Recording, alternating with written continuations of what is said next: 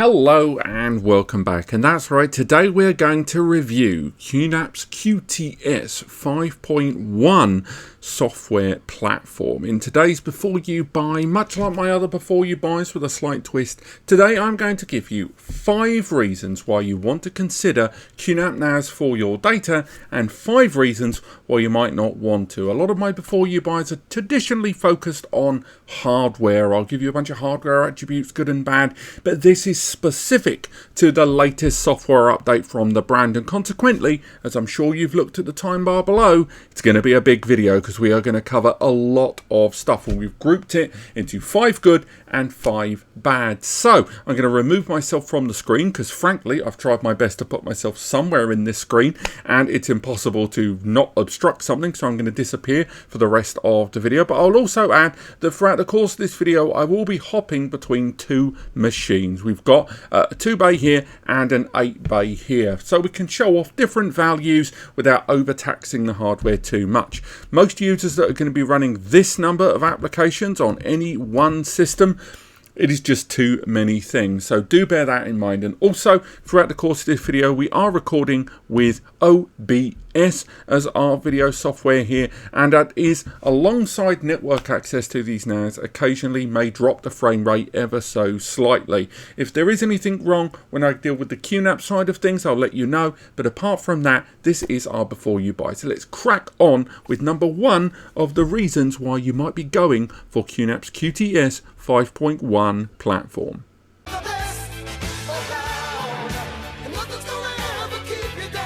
So the first thing I want to talk about is the apps and services that are included in QTS 5.1, because I think it would be fair to say that there is a huge number of first and third party applications for you to sink your teeth into. And whether it is you've recently updated to QTS 5.1 or you're sitting on the fence and you're already using a previous version of QTS, the range of applications and services across old and new generations of this software are enormous. Even if we just go straight for QNAP's own applications, there is just so many to choose from. And although later on we are going to talk about backup and synchronization tools, I think there are already a handful of applications immediately available here on screen that are definitely worthy of note. Now if we start with a lot of the home user community, and you may have noticed that some of these applications are currently showing as update, and that's because a number of these apps and services are still in beta right now in 5.1, as you can see here with things like Virtualization Station.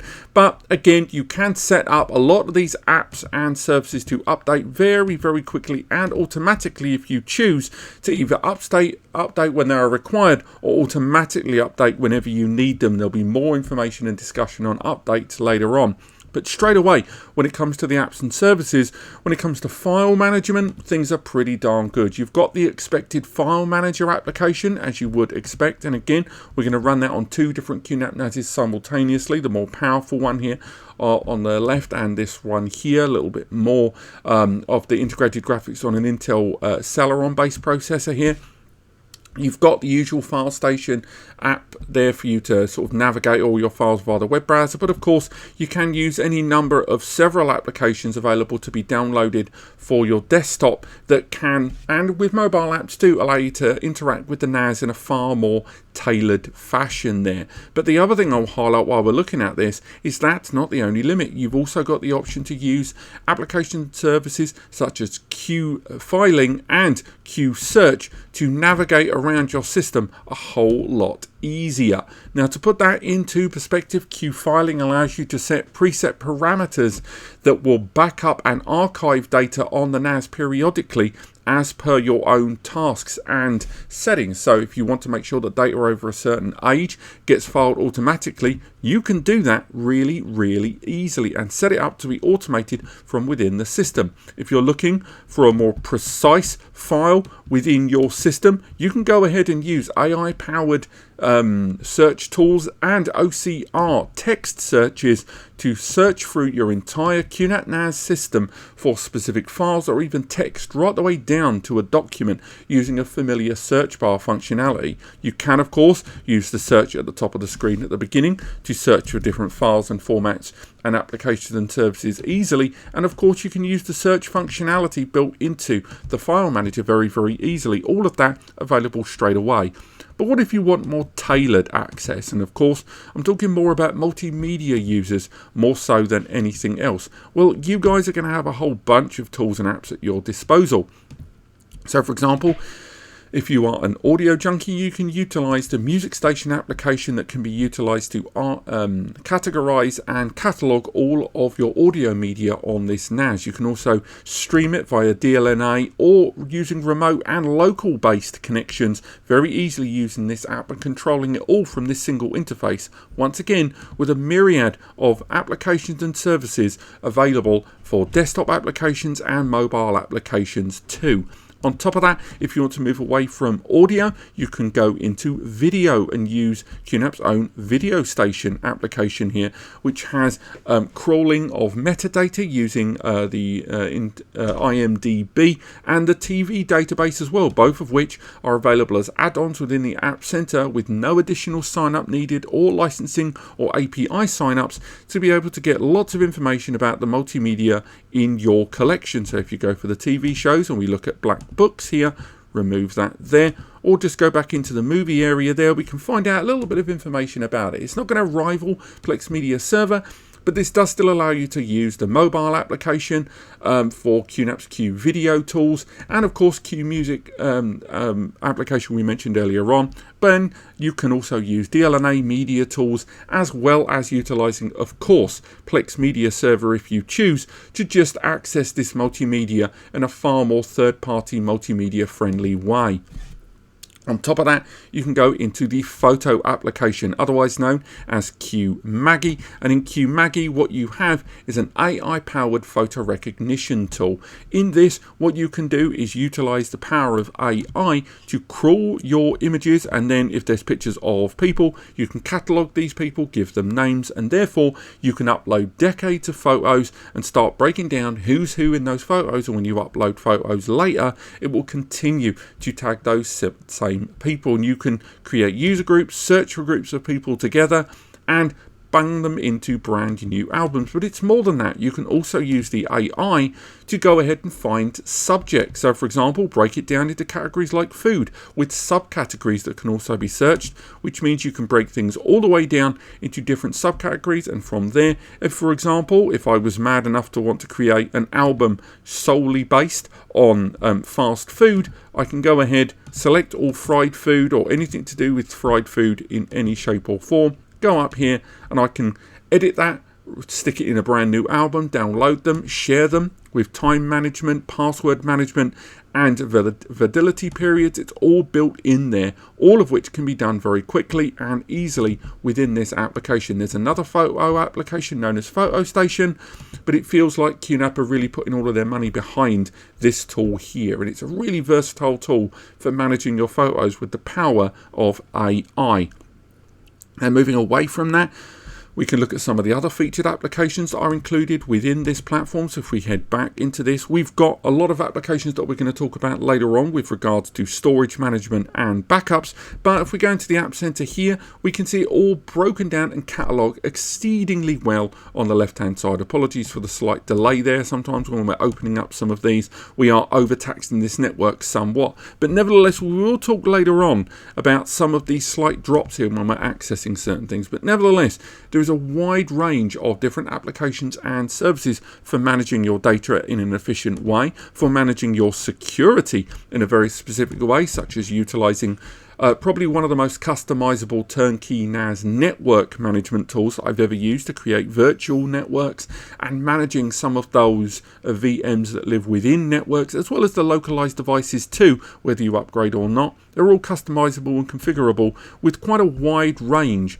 of different configuration tools at your disposal straight out of the gate. And talking of kind of unique multimedia elements of QTS 5.2, I do think we need to talk about Multimedia Console, something I've never found on another NAS brand. This is a single portal multimedia management tool. Now, all the NAS brands I talk about, to one greater or lesser extent, have thumbnail generation managed. They have transcoding offline managed there. They have all of that stuff and the indexing happening in different areas. What QNAP does in QTS 5.1 is put a single portal access point to manage everything. So from this one portal, you can select individual applications rather than going into them all and choosing exactly what folders they can access, but more importantly, what they can't access to exclude certain areas of the system. You can just select one, such as Video Station, and give it access to very specific areas of the system. Now, moving forward from that, you can go into the indexing, and this is when you can either schedule periodically or action all indexing across the system or specific areas of priority and location across the system. On top of that, thumbnail generation. Anyone that's ever utilized a NAS for accessing photography, more on that later, and much larger collections, one of the big barriers you find is when you do access that data, you've got to wait for the thumbnails to be generated because none of these files have usable names.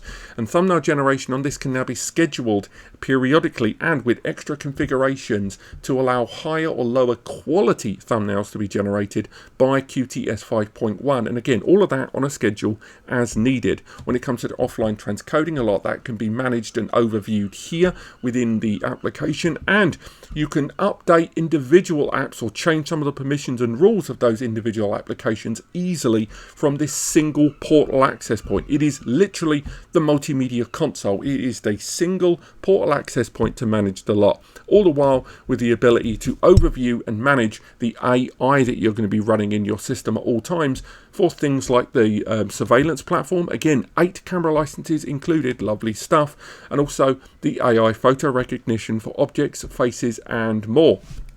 Overall, you can't fault that multimedia console. And then if you are migrating away from an existing collection of photos, be you're utilizing things like Google Photos, or you have a large WordPress site that has a lot of multimedia, you can use MARS, Multi-Application Recovery Service, to bolt on and access those services and then migrate that data away onto the NAS. And for those of you that have got, more than a decade of photos on a Google Photos account, that's going to be really convenient to move that over, and then afterwards utilizing QMAGI to get AI recognition on those photos for the people, the faces, the things.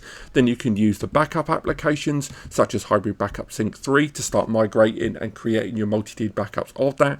Alternatively, you can synchronize it with other cloud platforms utilizing QNAP's own synchronization tools, and ultimately it's just a great way to roll in all of those apps and services into a single storage area, but then manage all of the backups as well. Just bear in mind, if you are going to use that Google Photos Mars plugin, it will not move over the metadata at this time, which is super annoying. But apart from that, QTS 5.1 has probably got the largest range of apps and services that I've seen on this platform yet to date. And although it could be argued that QNAP could probably do better to sort of lower the number of apps they're running and do a little bit more focus on them rather than spread themselves this thin, more on that later on. And alongside that, if that wasn't enough, you can head over to the third-party App Center, the QNAP Club area here, which allows you to access a database of community-created tools, all of which can be accessed via the App Center just by heading in and accessing the app repository, adding that shortcode there, and from there, boom, you can access the third-party App Center. It may take an extra second or two to load, but within that App Center, you do have a wide range of applications and services, all of which can be used to upgrade your NAS and access certain apps and services that, although not officially supported, are at least accessible and can now run on the QNAP platform and your NAS. It's a little bit more community-led, and the reliability of those apps is really going to come down to the community themselves. But that, alongside a myriad of other third-party and first-party applications that are all supported on the QTS 5.1 platform, mean that you can really set this device up in a number of key ways best suited to your own personal setup needs.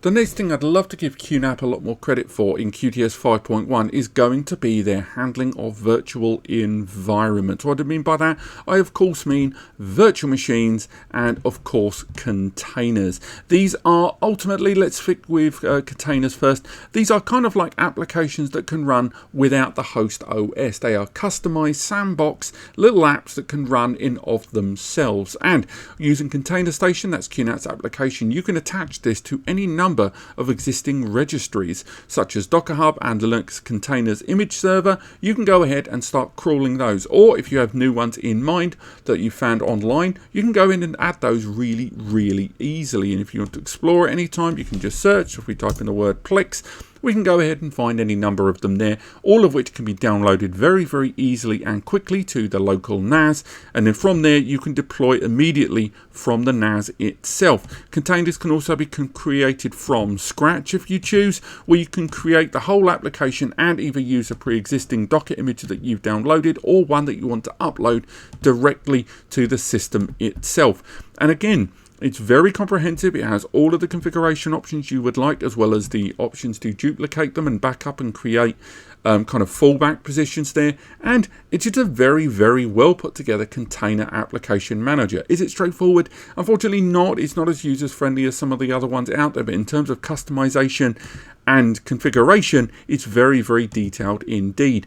But I think when it comes to QNAP and its position on virtual machines, that is really where they dominate with Virtualization Station. Now currently in Virtualization Station 3, there is a beta currently in progress for Virtualization Station 4, which is bringing a bunch of new features and services. Again, improvements in the GUI, how they've combined a lot of the snapshots and backups all integrated into one, how VMs are shared, and the integration of high availability now in virtual environments. These are all being rolled in and improved upon within Virtualization Station 4, but unfortunately, because at the time of writing this script and of course making this video, it is still very much in beta, I don't want to include it in this 5x5, and we'll probably do a dedicated video on Virtualization Station anyway, if only the zoom on my touchpad here was working. But out of Virtualization Station itself, again, it is fantastically detailed. Now, as you can see here, we've got a standard Windows installation set up here. I've lowered the frame rate there in terms of responsiveness because of OBS running here in the background. But what I will touch on is not only can we, alter and edit some of the settings of the VM on the fly, but if we just go ahead and force shut that down real quick, let's bring that up. And again, we wouldn't normally force shut it down, but just to make this easier so we can show it to you, the list of configuration options in the virtual machine environment are fantastic. Not only how you can configure it on the fly, but also how you can integrate different USB devices, how you can integrate graphics cards via the PCIe upgrade slot on some of these. You can really customize these in such a fantastically detailed way. On top of that, if you choose, you can head over to the VM marketplace and download pre-existing VM images directly onto the QNAP. More than that, if you go to the top, you can go ahead and download a Windows VM immediately. It accesses the VM server, and again, we are on a restricted network here, but from here you can download Windows 7, 8, 10 and 11 VMs directly from Microsoft onto the NAS, and they download, and they're ready to deploy immediately. Again, I am on a restricted network right now in order to get this video done. Unfortunately, I can't show you that there, but I am going to do a dedicated VM video on Virtualization Station 4 very soon.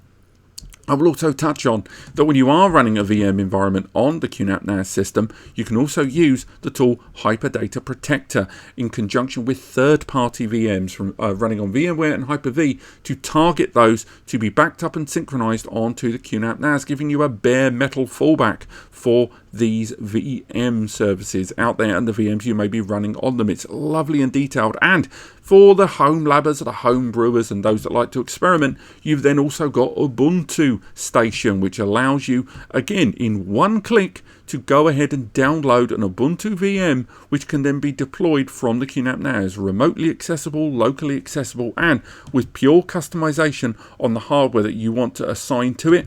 all of that can be configured and controlled really, really easily. And again, multiple versions of Ubuntu are supported. I'm not sure if this will run given the amount of hardware resources we're utilizing right now, but you can scale that quite well all the way along, and we can go ahead and we can just disable it just moving forward, so we can utilize a lot of those resources later in the system. But ultimately, in terms of virtual machine tools, there's just such a wide spread of tools at your disposal on the QNAP platform for you to utilize, some of which are backups, some of which are running containers, some of which are running VMs, and all of them giving you an unparalleled level of VM image download to speed up the process even more.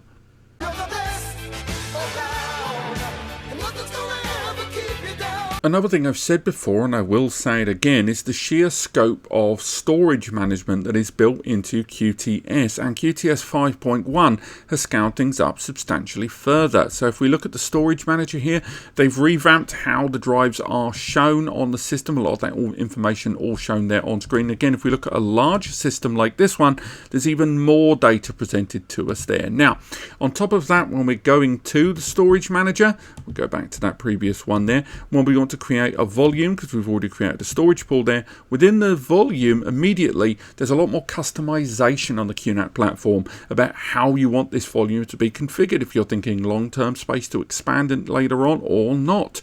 On top of that, we can move forward and look at how we want to set the capacity, and straight away volume encryption is available straight off the bat, and it's very easy to have whether you want it locked or unlocked. So if you choose, you can have it so that you encrypt this volume, but every time the system reboots, it will need that downloaded key every single time to unlock it. It doesn't just auto unlock as found on some other platforms. And you can even break things down right the way down to the file system sizes. All of that could be configured quite substantially, all within this storage creation wizard here. Moreover, then you've got the snapshot tools there. If we remove that option and move forward, you can choose whether you want snapshots to be enabled straight off the bat. Now, on the subject of snapshots, if we make our way back into the control panel, we're able to see that snapshots are easily creatable and manageable at the shared folder level there. And again, shared folders can be created very, very easily and quickly. Although there isn't support, from what I could see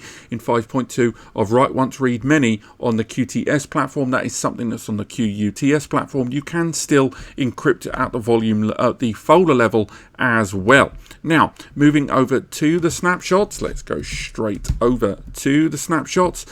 Built in here within the storage area, we're able to see that we can scale things quite substantially on the number of retention policies and all the individual folders that are maintained, as well as using a snapshot vault and a targeted storage vault if we choose, where we can aim these to be replicated on another storage system if we choose.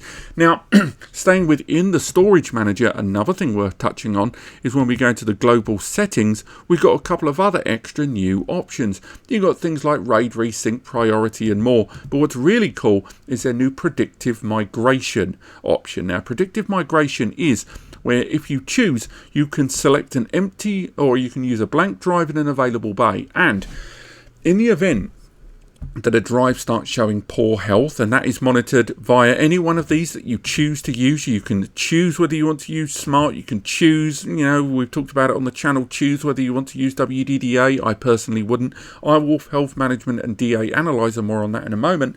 But you can use these warning systems that are built into a lot of drives to ultimately tell the system when a drive is showing the tiniest sign that it may eventually fail. Not that it's failed, that would be a RAID degrade situation where you have to rebuild the RAID that can take time. This would allow you to have predictive migration where the system sees indications that a drive might fail in the near future, and then start copying data over to a blank drive in the system. It doesn't wait until the drive has failed and then institute a new drive. That's a hot spare. This is predictive failure, where it will copy the data from a drive that is predicted to fail, and then when it's ready, just move the new drive and replace the old one, thereby avoiding all of that lost time and lower performance and higher resource use associated with RAID rebuilds. And again, there's loads of other options, all of which are built into the storage manager there. It's a very detailed tool overall.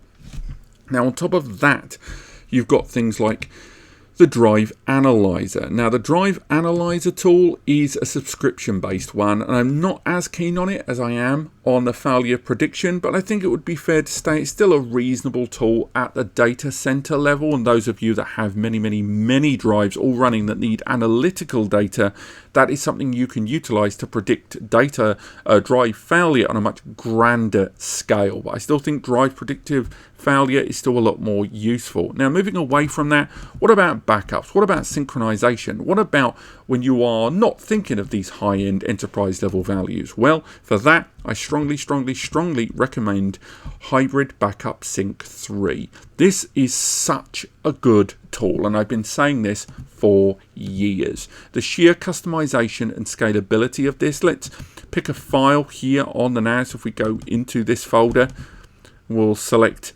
8K test files there. We click next. Straight away, we can choose whether we want to back up this data to another area of the NAS, another NAS on the local area network, any one of a myriad of different cloud supported platforms, all of which, as soon as you click on them, it invites you to log in. I've already created it with a dummy account, and as you can see, we've already created here a backup job here that's connected to a local NAS, and another backup job here that's running a similar setup. But we've also got a two-way synchronization with a cloud where two folders that live on the NAS and the cloud are now live synchronized.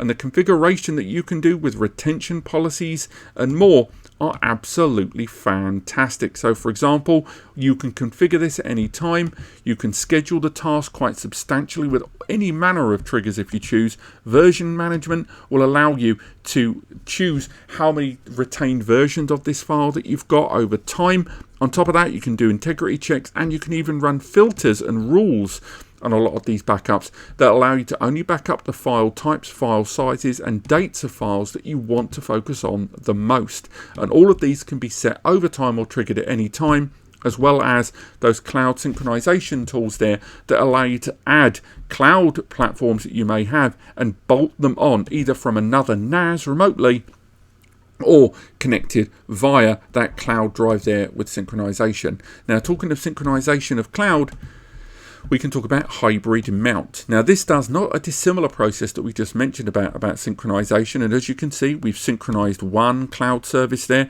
and we've synchronized one remote NAS. But what this does with hybrid mount is it allows you to use all of your QNAP NAS applications with that cloud storage. In the previous method we described, utilizing hybrid backup sync 3, this attaches the storage, but it's still treated as remote storage. With hybrid mount, what it does is it mounts that storage so it is visible here, and all of those applications will treat it like it's locally attached storage. Cannot underestimate how useful that is going to be for those that are taking advantage of the AI-based classification and categorization applications. Then you've got applications like BoxSafe, which are used to integrate with existing SaaS software as a service platforms like Office 365 and Google Workspace, and synchronize those cloud apps in a native form of all of the accounts, all of the emails, using those Google and Microsoft UIs, but in the background, it's synchronizing that data with the NAS.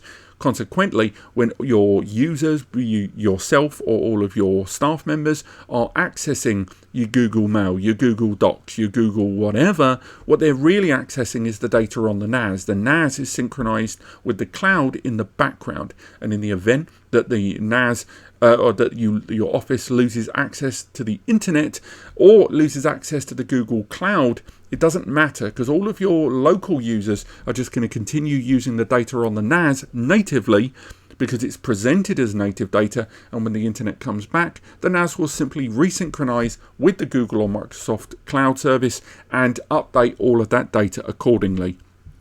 What I'm saying is you have a huge and overwhelmingly large number of storage tools here that for you to utilize on the QNAP NAS in QTS 5.1, and I haven't even touched on all of them, with many other applications for managing your data, protecting your data, creating fail safes.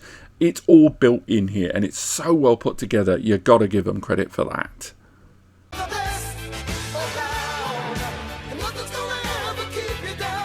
Next up, we've got to talk about the sheer range of things you can do with M.2 on the QNAP platform in QTS 5.2. Now, things that you may already be aware of, such as using M.2 SSDs for caching, are supported here, but I would argue they are done to a larger extent and with more options of configuration here than on other platforms, notwithstanding when it comes to just the sheer number of supported M2 NVMEs on their compatibility list. But even when we move forward about the configuration, how you can set up your cache to make sure it prioritizes I/O or random I/O data for databases and virtualization, or if you're going to be utilizing it for multimedia, you can use larger block sizes in your caching there to tailor the cache towards those larger needs. SSD provisioning can be configured quite easily to hype up the performance a lot more, and on top of that, you can assign it to one or multiple volumes with ease of removal as well, without the normal hassle associated with unmounting. On top of that though, you've also got support of utilizing them as storage pools. That's right. If you wish, you can go ahead, select the M2 NVMe that you want to use, and again, if you've got multiple, pop them in a RAID. That option is available to you. From there, again, you can set up the guaranteed snapshot space and the alert thresholds and more, and it sets up a pool just like any other drive in the system. But it doesn't stop there. Did you notice there at the beginning? Q tier. That's right, you can utilize Q tier, which is a multi-tiered methodology of using a combination of hard drives and SSDs in a single storage volume. What does that mean? Well, unlike caching, where data is duplicated onto the SSDs for accessing regularly accessed data a lot faster, Q-tier combines the hardware, the hard drive and SSD into a single storage volume and copies the data, moves the data, I should say, onto the faster SSDs when needed, when the system learns what are more frequently accessed files.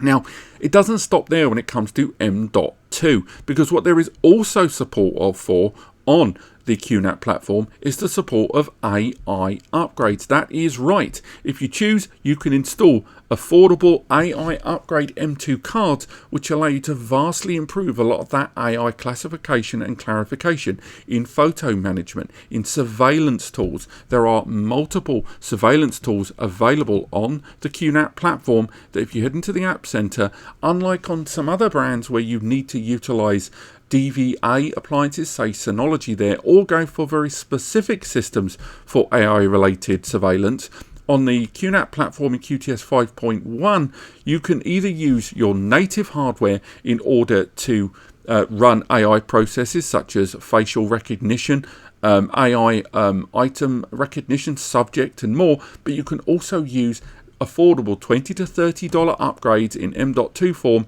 to have vast access to AI performing services without having to spend hundreds or thousands of pounds respectively.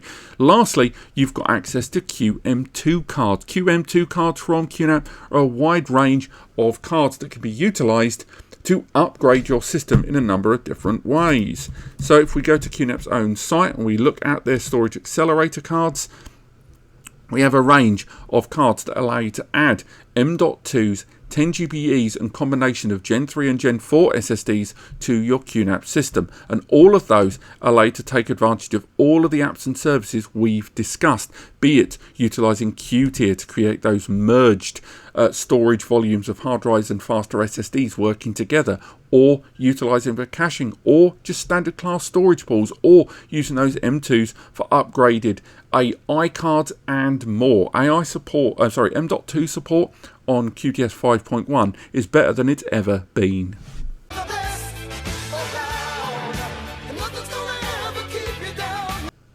And finally, of course, we've got to talk about it, security. And I know it seems weird that I'm putting this on the positive side of things given QNAP's checkered history there in the last 18 to 24 months, but I do think it is something worth highlighting, at least with regards to changes in QTS 5.1. But in the spirit of balance and fairness, we've got to talk about it. QNAP have had something of a nightmare the last 2 or 3 years when they've been targeted by different ransomware and malware targets. We had QSnatch, then we had the Deadbolt attack, Then we had QLocker, and we've had all kinds of different ones happening over the last 2 or 3 years, and QNAP really have needed to sort these out, because ultimately this is what has lost a lot of people's faith in their company and their software when it comes to their security. So in QTS 5.1 they have kind of overhauled a lot of things. You have stuff like the MyQNAP Cloud if you want to use their own apps and services to access the device via that overview there, and a lot of it can be configured quite quickly and easily, but that's always been the problem, the quick and easy methodology. I would say that I like what they've done with regards to a lot of the layers of security in the system. So for example, logins have now been tightened in a number of ways, notwithstanding that the admin account is now officially disabled straight out the bat, as are SSH and Telnet connections all being disabled straight out of the gate, so you can't use any of that stuff straight away. On top of that, when we go back into the login and security, not only have you got, and it's been there for a while, things like two-factor authentication with 2FA and using the Google Authenticator and others, but on top of that you've also got the passwordless login by using QNAP's own QNAP Authenticator application, which again can be used with or without a password. It's up to you.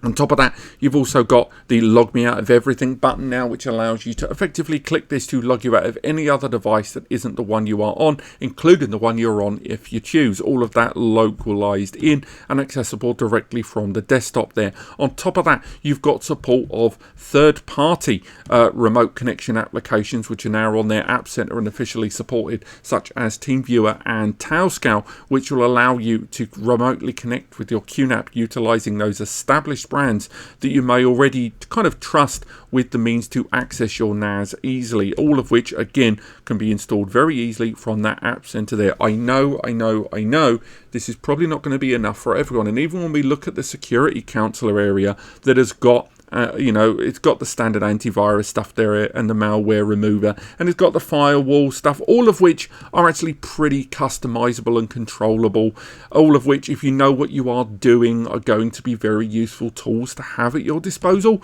But I will say, with all of these and the tools you have at your disposal, it's going to come down to your own skill set already, and if you're not comfortable making things remote accessible on your own, maybe you shouldn't be doing it anyway. With regard to the security checkup, of course, you can produce reports or have the system periodically scan your system for vulnerabilities.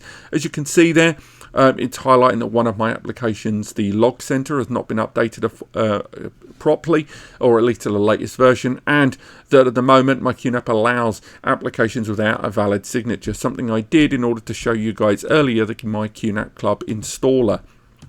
But at least it's scanning to find those things out.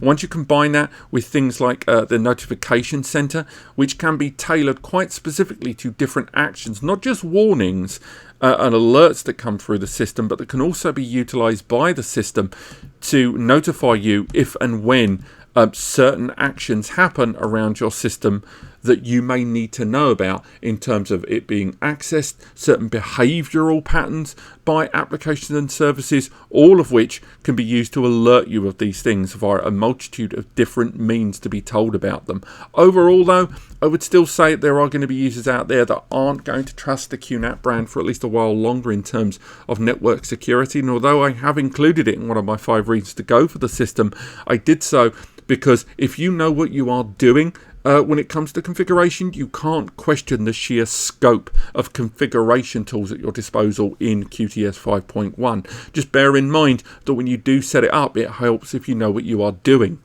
But for all of those good reasons why you might want to utilize a QNAP NAS with QTS 5.1, be it in terms of customization, the sheer range of applications and services, and a lot of those storage abilities that the system arrives with out the gate, there are going to be reasons why you're not going to want to go for the brand. So now let's move on to the 5 reasons why you might want to give QTS 5.1 a miss. Come on, that's just the way it is. So the first complaint is going to be a bit of a disappointing one for those of you that have been looking at QNAP NAS for multimedia, and that is that the range of applications and services for your client devices for accessing your media on the QNAP NAS outside of the system aren't really available, and the ones that are inside the QNAP ecosystem do tend to look a little dated. If we start on the QNAP side, we can look at things like Video Station. I should bring up QMaggie as well while we're here as well. Why not? When we look at the applications and services that are available, there's just slight inconsistencies in the design. Some of them just look a little bit more dated than others. Some of them look a bit Winampy in the background, and others have seen certain modernizations that really do make them stand out.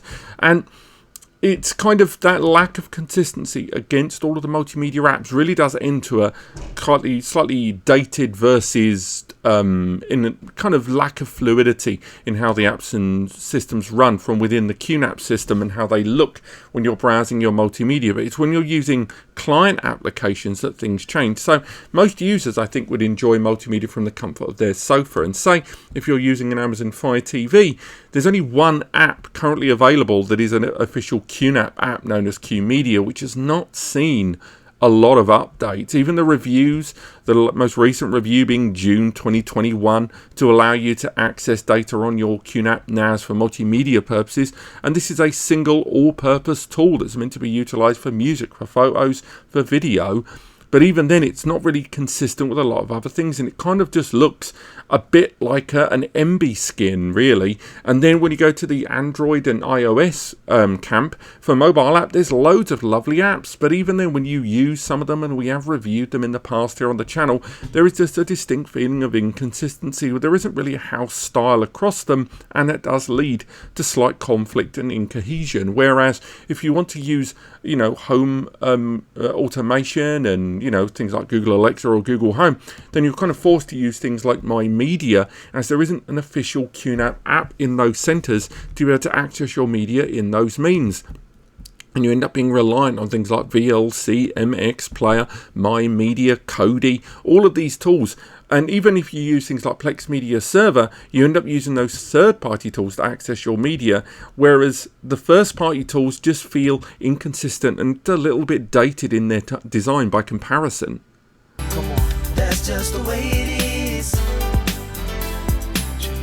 Carrying on the subject of the user experience, it has to be said that although the company has made strides in its user interface and has certainly improved things in the versions of QTS 5 that we reviewed back a year ago now, and when we were reviewing QTS 4 almost 3 years ago previously here on the channel, despite strides in the improvements in the user interface, it still doesn't feel that smooth. And a lot of the time you are just struck very early on with things that, although they seem user friendly at first, such as, yes, I want to go to the App Center and I want to find and browse things here, so I'll go ahead and install a new application. I'll just pick one at random, so I'll just go ahead and install PHP 7.4 and install it, and it's fine.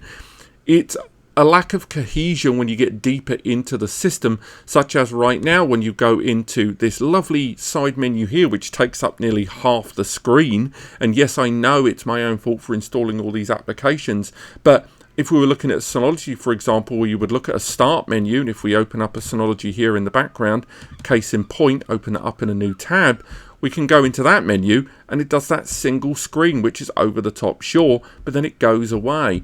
The idea of that menu there now just swiping over and covering half the screen just feels a little bit conflicty. And then when you go into things like the control panel, where suddenly it's gone less graphical and more into this tiny text to zoom in to see things, and then we dig a little deeper, so we go in and suddenly the menus change again, and everything just gets smaller. And remember, we were originally looking at nice, big, bold text. Overall, it's that lack of cohesion and that slightly messy, text-heavy as we dig further and further into the UI that can put people off. Come on, that's just the way it is. And talking of stable user experiences, I will also state that, again, when you're using the system, it never feels completely smooth the minute you do lots of other things. And hear me out, sometimes I think the system allows me to do too much, and it shouldn't allow me to do so much a lot of the time, and then abruptly out of nowhere warn me that the system's becoming unresponsive. You must have noticed several times throughout the course of this video that sometimes I'll open up a window and things don't respond as quickly as you'd like. There may be tiny delays sometimes, and I might be flicking between different apps, so there is a question mark around memory, But this is a quad-core Celeron. It's got 4 gig of memory inside. This system should be able to do a lot of these things a lot more responsively and quickly than it does. And say if I go to the App Center and I want to install a bunch of apps, there'll be the slight delay as we've come to expect at this point and got used to. But when we're installing apps, I don't think it should allow me to just so readily and easily install these applications like this in the background, because I know this system is not going to do a very good job right now of allowing all of these things to happen. And a lot of the time, particularly in the mid-range systems, you end up with the system consuming a whole lot of resources in the background quite aggressively without really knowing, and not really, as smoothly as one of its competitors there, Synology, emptying the cache as quickly as one would like. And the result is an experience where periodically the system will just hang for a moment while it has to figure out what's the priority. Again, this is not something that's going to affect everyone. And if you're not doing lots of things, and once you've set the device up for the first time, you leave it to set up and do its, to sit there and do its job, you'll probably never even notice. But I just think a lot of the time it does lead to the user experience feeling a little bit more shaky, a little bit less smooth than it could be for a system and a software that's been around for as long as it has. Even now, before I want to move on to the next section, I've just tried to install all those apps, and now I'm just trying to close this window, and I know the system's running because it's giving me alerts in the background, but once again, the system is hanging because I know that it's trying to do too much right now, and it would have done a much better job to just tell me to wait a moment rather than allow me to keep pushing what I'm doing here in the background. I know what I'm doing, and now I can exit things, but there just seems to be just that slight inconsistency and that lack of smooth running experience all of the time. I think a lot of early QNAP users, and certainly those that can move away from Synology, will tend to notice. Come on, that's just the way it is. And another thing that I've not really seen a vast amount of improvement on over the years in QTS, and particularly in QTS 5.1, it disappoints me the most. It's the complete lack of love that goes towards the HDMI port and HD station, hybrid desk station from QNAP in their lineup of applications and services. Now, QNAP are one of only 2 brands in the turnkey NAS sector market that have HDMI output and a completely parallel dedicated GUI via that HDMI output. You can utilize QNAP's own remote control. Indeed, not only do they have their own remote control, but they've got a mobile application that you can use to control the TV from the comfort of your sofa. So you use your own phone as a remote to control the NAS via the HDMI output, and you can enjoy all your multimedia. There's even a range of different apps and services you can run on there to enjoy your system over HDMI. So what's the problem? Well, twofold. One, they've had this now, I would say, as a feature for at least a decade, and this is the full range of apps on the App Center there. That's it. And although there are the multimedia applications there, overall, that is a terrible range of applications for a feature you've had on your NAS software for as long as you have done. And indeed, even the UI itself, this is what you see when you connect over HDMI.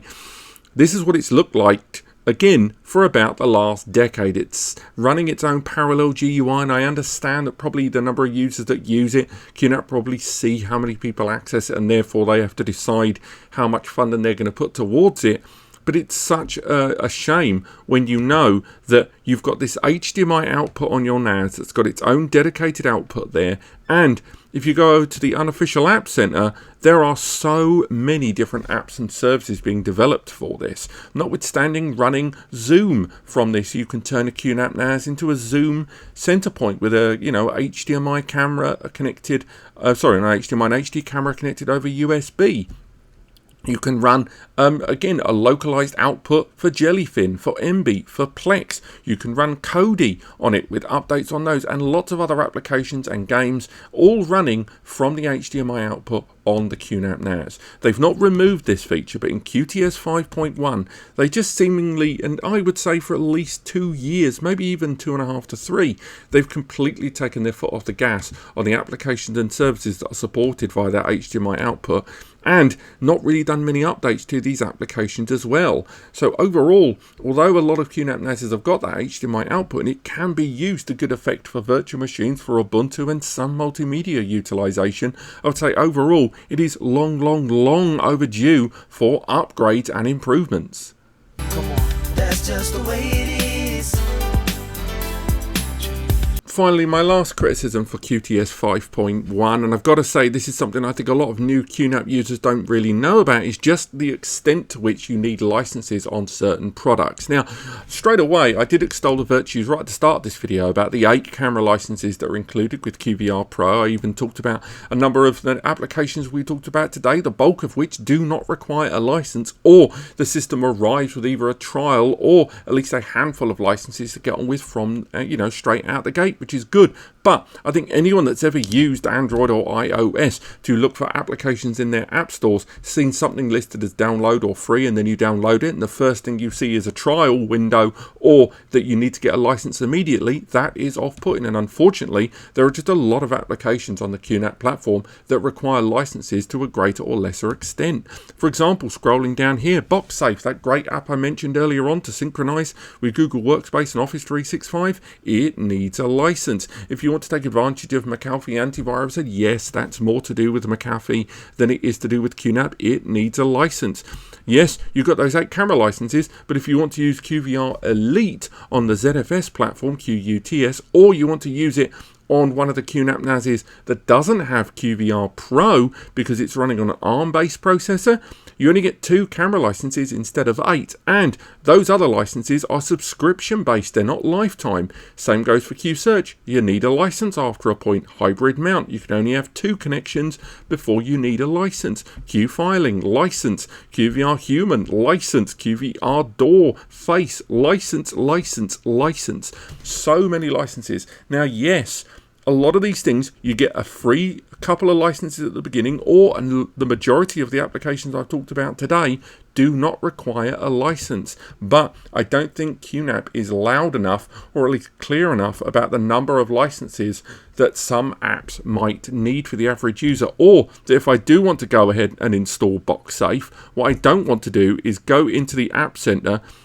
Where is the App Center? There. Go into the App Center, look at the range of applications, find an application here, select it, and then it doesn't tell me loudly about the license. I just go ahead, I install, and then as soon as I open the application from within, it becomes abundantly clear about the necessity of a license. Yeah, of course, you're going to need already the access to that domain to start with, and yes, you get tokenistic licenses, but I think QNAP are just far too kind of out there with a lot of the licenses that you need to utilize a lot of their system processes there, particularly the AI stuff, which you've already, taken advantage of a lot of the hardware needs, and only having the one license to start with just isn't simply enough. But there you go. This has been our review and before you buy on QNAP QTS 5.1. On the whole, it is an improvement over previous generations of QTS, and as mentioned, if you want to find out for yourself, you can watch my review of QTS 4 from 3 years ago and my review of QTS 5 just last year, with the full written review that goes into a whole huge myriad of details about the applications and processes on this new platform. QTS 5.1 is not perfect though. I still think the brand could stand to spend a little bit more time on the customer user experience when using the system.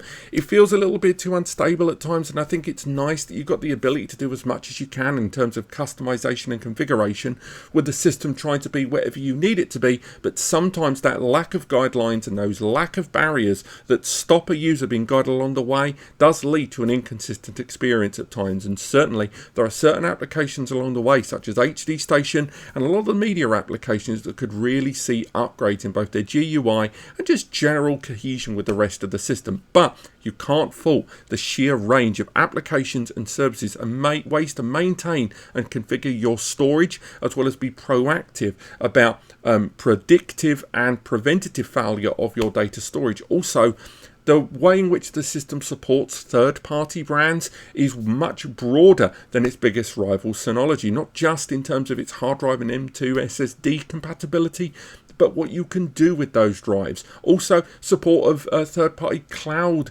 platforms as well has been better integrated here than we've seen on Synology, who tend to prioritize their own ecosystem there. And then on top of all of that, you've got a continued support towards the hardware within QTS with graphics card support that we didn't really get a chance to touch on, the M2 NVMe, the M.2 AI upgrade cards there that allow you to do much more inside your system. No doubt QNAP are going to experiment with utilizing AI integration into their system more and more, and with lots of those backup and synchronization tools out the gate included with QTS, it is still a very capable platform. Just know that it is going to have a higher learning curve, and although now it does seem a lot more secure than it has been, the onus still seems to be on the end user to navigate through a whole range of different customization options to ensure the system remains as safe as possible. Ultimately, if you know what you're doing, the QNAP platform and QTS 5.1 has got a lot going for you, but for a novice or someone moving away from the Synology brand, you may find a lot of inconsistencies or barriers along the way that you may have difficulty overcoming. But thank you so much for watching. I hope you've enjoyed this video. If you have, click like and click subscribe. It really helps the channel and lets us know what we're doing right and wrong.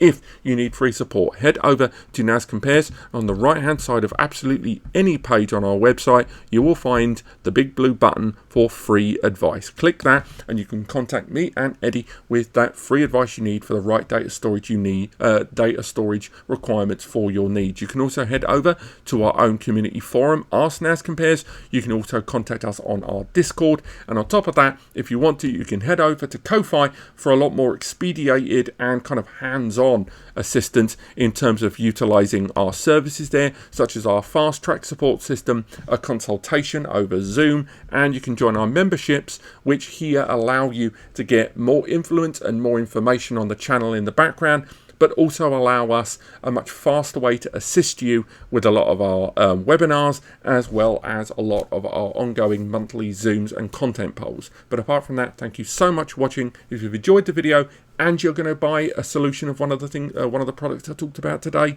please use the links in the description to take you to that relevant eShop. Notwithstanding that it will result in a kickback to here at the channel to allow us to keep doing what we do and allows you to passively support us, but also it doesn't cost you anything extra to do so. It's a great way to thank us for what we do, and it allows us to keep doing what we do. Thank you so much for watching, and I will see you next time.